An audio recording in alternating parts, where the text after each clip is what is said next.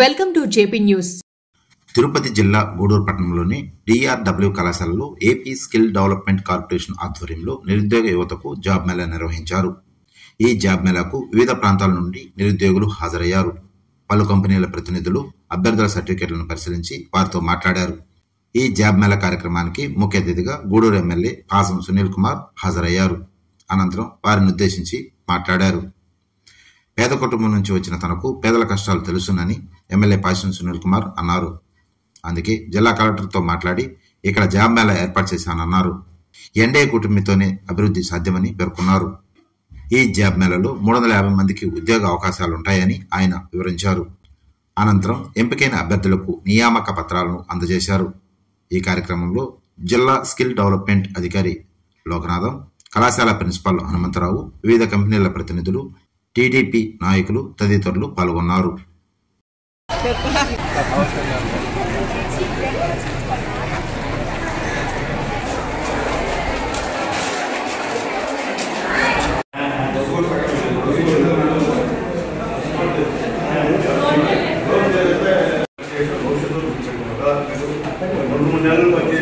మళ్ళీ మానేసిన మొట్టమొదటి ఉద్యోగం వచ్చింది చంద్రబాబు నాయుడు గారు. కాబట్టి ఇక్కడ ఉన్న ప్రాబ్లమ్స్ అన్ని క్లియర్ గా ప్లీజ్ కైండ్లీ సైలెన్స్ ప్లీజ్. నేను ఒక 2 మాటలు మాట్లాడిన తర్వాత పెద్దవాళ్ళు మాట్లాడారు.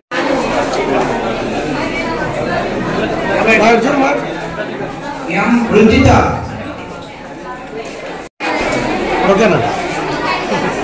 రండి చైతన్య ప్రభా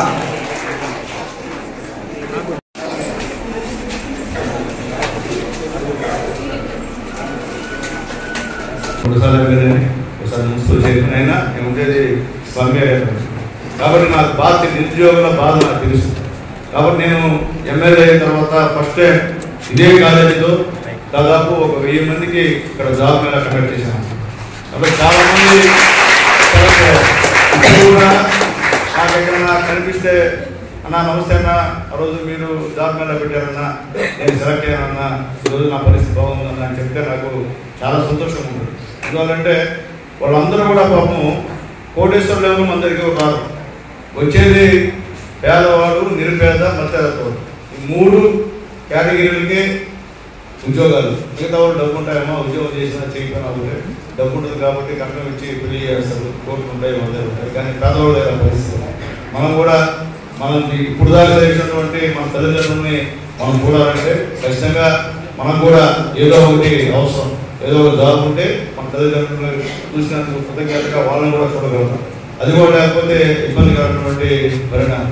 ఆ ఉద్దేశంతోనే నేను ఈ జాబ్ మేళా పెట్టాలనుకున్నా.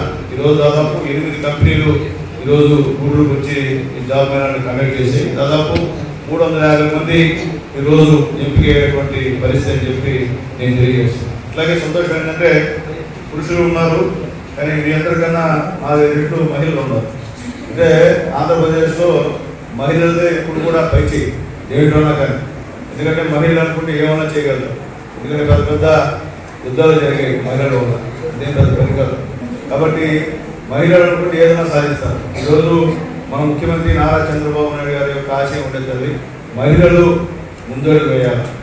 ఈ ఆంధ్రప్రదేశ్లో మహిళలు ఎక్కడూ కూడా మహిళగా ఉంటారు.